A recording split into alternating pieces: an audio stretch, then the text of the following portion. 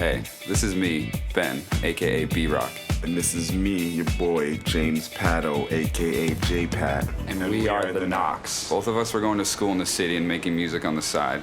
I'd go DJ at some shitty nightclubs whenever I had the chance to make a few bucks. And I was doing like the exact opposite. I was actually playing in a local church band trying to save the world. We had a mutual friend and met one day at a random studio. We were each living in really small, pretty rundown dorm rooms at the time and wanted to get out. So we decided to get an apartment together in a small, rundown apartment on Avenue C in the East Village.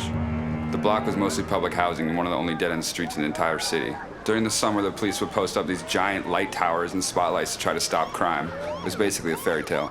Yeah, like our first time actually hanging in the crib together was when we had to paint it, and neither of us had any idea what we were doing. So we did what any mature 19-year-old kids would do, and we painted it this awful mint green color. Not tight. So we're in this rundown, tiny East Village apartment, painting the walls fucking green, and listening to Dilla, Ninth Wonder, beat CDs, and that's where we were like, music.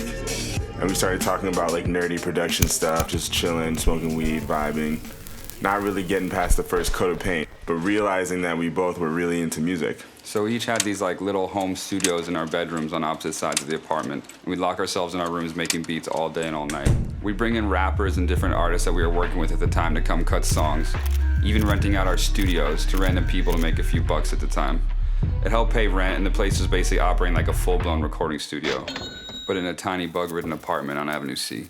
And pretty quickly we started pissing off our neighbors. They'd bang on the floor with brooms or whatever they had, Hitting on the walls, knock on the doors and walls, and basically just anything to get our attention. just screaming for us to turn down the music. We'd call getting the knocks, and we'd have to shut off our music or get the cops called on us. So whenever I would get the quote-unquote knocks on my side of the apartment, I would go over to B-Rock's studio and vice versa. And we would sit and work together on stuff and just give feedback, that kind of thing. One day, I got an offer from the homie Benzie to remix the entire Jay-Z album at the time, American Gangster. So I hit up Ben, like, you want to do this together? And obviously I was like, hell yeah.